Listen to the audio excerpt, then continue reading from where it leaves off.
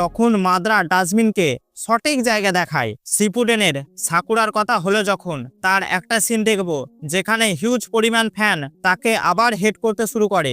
তার আগে দেখে নিই নেক্সট মিস্টেক যার জন্য সাকুরা অনেক বেশি হেড পায়, তার কাছে কোনো ব্যাক স্টোরি না থাকা। যেখানে নারুটো, কাকাসি, মাদ্রা, ওবিটো সবার কাছে ইপিক ব্যাক স্টোরি আছে, যেটা তাদের ক্যারেক্টারকে জীবিত করে, তাদের সাথে আমরা রিলেট করতে পারি।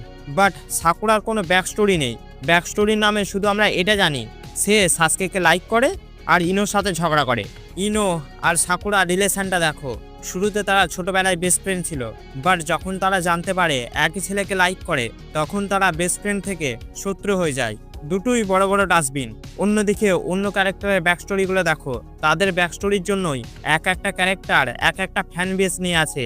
যেমন তোমার ইতাচির ব্যাকস্টোরি, ল্যান্ড অফ ওয়েভস আর্ক নারুটোর সবার প্রথম ইম্পর্টেন্ট আর্ক ছিল। ওখানে সাকুরা লিটারালি কিছুই করেনি, পুরো মিশনের সব পরিশ্রম কাকাসি, নারুটো অ্যান্ড সাসকে করে। আর ওখান থেকেই সাকুরা ইউজলেস ট্যাগ পেয়েছিল, যেটা পুরো নারুটো সিরিজে কন্টিনিউ হয়। এরপর চুনিন এক্সামে ফরেস্ট অফ জঙ্গলে সাকুরার মাথায় কত বড় গোবর পুরা আছে সেটা প্রমাণ হয়, যেখানে কোনায় নিয়ে নিজের এনিমির পায়ে মারার পরিবর্তে নিজের মাথার চুল কাটে।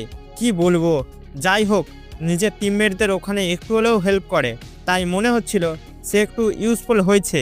বাট দিয়ে আসে চুনিন এক্সামের পরের রাউন্ড, তখন যে লেভেলের মাথা খারাপ হয় আমার। চুনিন এক্সামে কিছু বেস্ট ফাইট দেখি আর বিশাল মজাও লাগছিল, বাট তখন শুরু হয় সাকুরা ভার্সেস ইনো। কি বলবো, এত জঘন্য বোরিং ফাইট ছিল। আমি তখন নিজের পেশেন্স টেস্ট করছিলাম যে কতক্ষণ সহ্য করতে পারি, বাট ফাইটের মাঝে আমি টিভি বন্ধ করে দিই। সত্যি বলতে আমার সহ্যই হয়নি। নেক্সট মিস্টেক অরিজিনাল নারুটোতে প্রুফ হয় সে একটা ডাস্টবিন অ্যান্ড ইউজলেস ক্যারেক্টার। এরপর শুরু হয় শিপুডেন, যার মধ্যে তার কিছুটা ক্যারেক্টার ডেভেলপমেন্ট দেখায় যখন সুনারের কাছে ট্রেনিং নিয়ে মেডিকেল নিনজা হয়।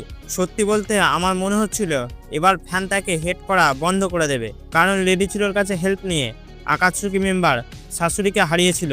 দেখে মনে হচ্ছিল না এবার সাকুরাকে দেখতেও মজা লাগবে, বাট জঘন্য সিন আসা এখনো বাকি ছিল। আমরা একটা সিনে দেখি যেখানে সাকুরা নারুটোকে বলে আই লাভ ইউ।